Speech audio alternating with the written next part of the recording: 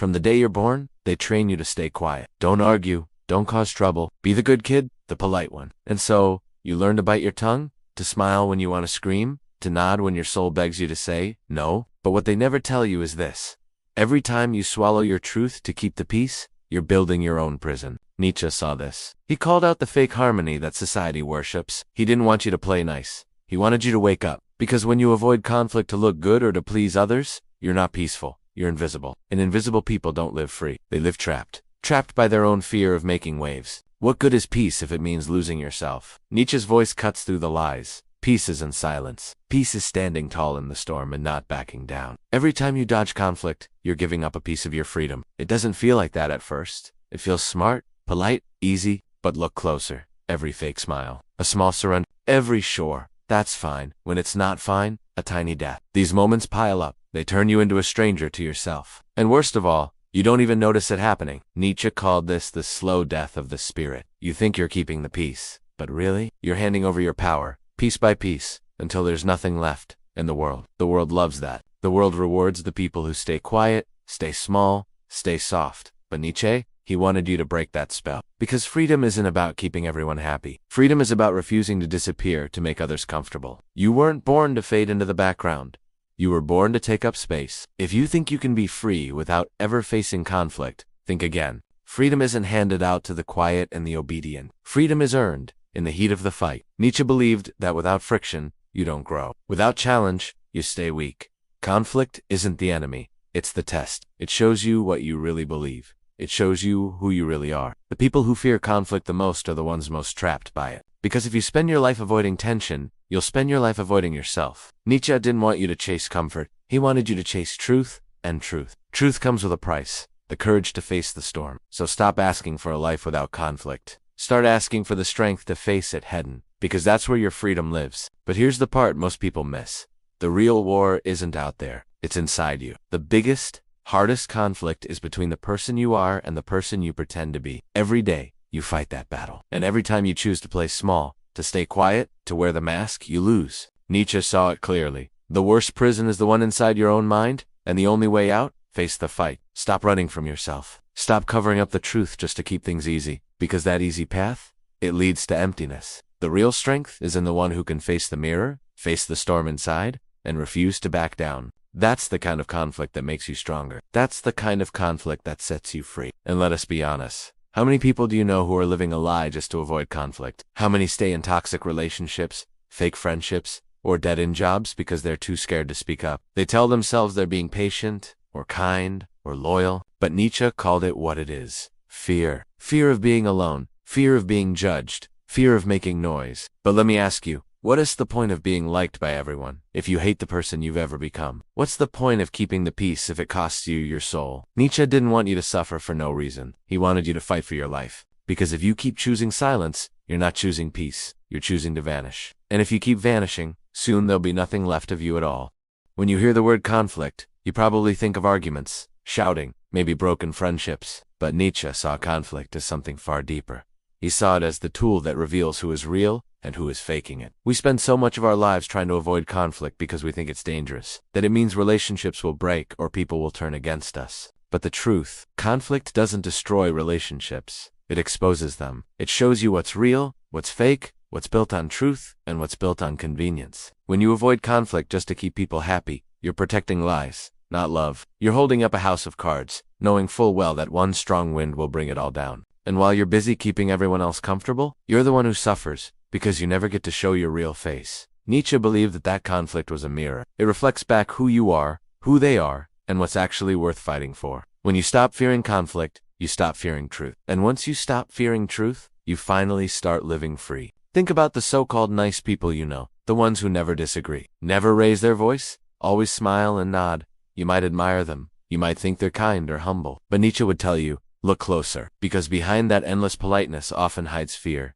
Fear of rejection. Fear of being disliked. Fear of standing alone. People like that aren't truly kind. They're terrified. And so they choose niceness over honesty, approval over authenticity. Nietzsche couldn't stand this kind of self-betrayal. He didn't want you to go through life putting on a show just to be liked. He wanted you to be real, even if it meant being misunderstood, even if it meant being hated. Because freedom doesn't belong to the people who are liked by everyone. It belongs to the people who are true to themselves, no matter the cost. The world doesn't need more nice people who are afraid to speak their mind. It needs people with courage, people willing to tell the truth, even when their voice shakes. That's where freedom begins. What happens when you keep swallowing your truth for the sake of keeping peace? The cost is higher than you think. That silence builds up inside you like poison. It turns into resentment, bitterness, regret. It eats away at your joy, your energy, your sense of who you are. You start feeling trapped, but you can't quite figure out why. Because on the surface, everything looks fine. But deep down, you're dying a little more. Every time you choose silence over honesty. Nietzsche saw this happen everywhere. In marriages where no one speaks the truth, in families where no one challenges the rules, in societies that punish the bold and reward the obedient. He believed that this kind of peace was a lie. A peace bought by silence is not peace. It's quiet despair. And the longer you avoid the conflict that could set you free, the more you suffer in chains you built yourself. Nietzsche urged us to see conflict not as a threat, but as a medicine. Bitter, yes, but healing. Because it is better to face one hard truth today than to live 50 years buried under lies. Why do so few people ever taste true freedom? Because freedom requires a price most aren't willing to pay. That price is the courage to face conflict.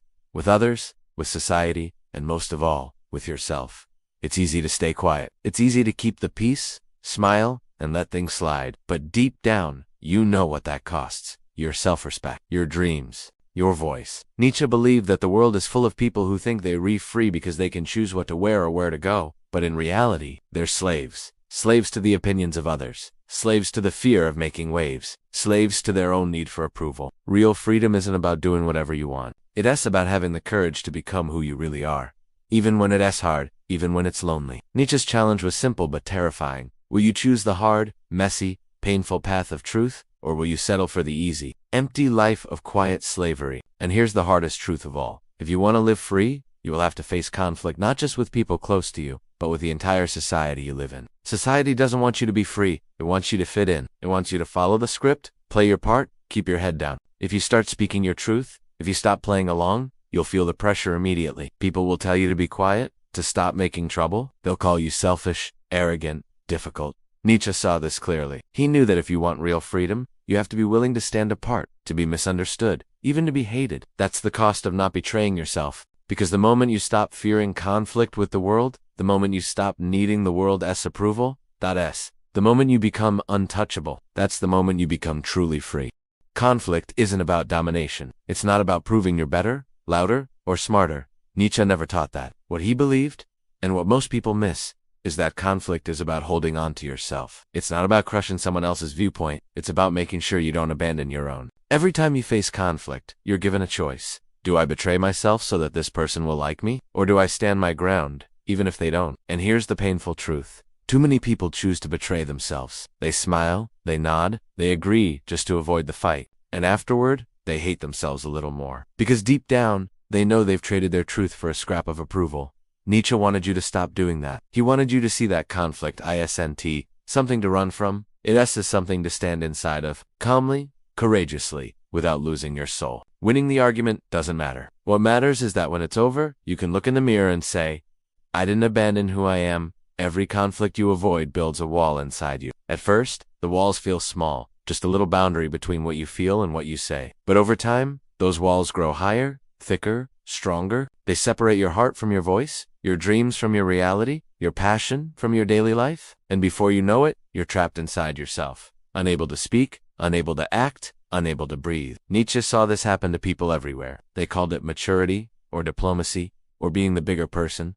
But what it really was, a slow, silent death of their spirit. When you avoid conflict, you avoid truth. And when you avoid truth, you avoid yourself. Those walls you build don't protect you, they bury you. And one day, you wake up and realize, you don't even remember what freedom feels like. That's why Nietzsche challenged us to tear down those walls, brick, by daring to speak, to fight, to stand for something, no matter how uncomfortable it makes others. And here's something most people never admit. Your fear isn't really about conflict. It's not about the argument, or the tension, or even the fight. What you're really afraid of is rejection. You're afraid that if you speak your truth, you'll lose love. You'll lose approval. You'll lose the safety of belonging. And that fear, that deep, hidden terror of being alone, is what keeps you silent. Nietzsche saw through that illusion. He taught that any love that demands your silence isn't love at all. It's control. Any friendship that crumbles because you spoke your truth wasn't a friendship worth keeping. The only relationships that matter are the ones that can handle your full, honest self. If someone can't stand you when you're real, then let them go, because the cost of keeping them is too high. The cost is your freedom. And no approval, no applause, no fake peace is worth that price. Nietzsche wanted you to choose yourself, over and over, no matter what it costs. Because the only real loss in life is losing who you are. Conflict is not foreign to you. It's not some evil force to be avoided. Conflict is your nature. It's in your blood. It's how you grow, how you learn, how you transform. From the day you were born, you were made to wrestle with challenges, to test limits, to question rules, to break chains. But somewhere along the way, they taught you that conflict was bad, that it meant you were difficult or dangerous or wrong. Nietzsche rejected that lie completely. He believed that every human soul is meant to battle, not to surrender. Inside you is a fire, a warrior spirit, and that spirit is starving. If all you ever do is play it safe, the people who avoid conflict at all costs aren't peaceful. They're numb. They're disconnected from their own power. Nietzsche wanted you to stop numbing yourself. Stop shrinking. Stop apologizing for the storm that lives inside you. Because that storm, that's where your strength is born. That's where your freedom begins. And in the end, freedom doesn't begin with a grand speech or a public rebellion. It starts in the quiet moment when you decide to say no. No to betrayal. No to self-abandonment. No to shrinking just to fit someone else's idea of who you should be. Nietzsche taught that this is the real battlefield.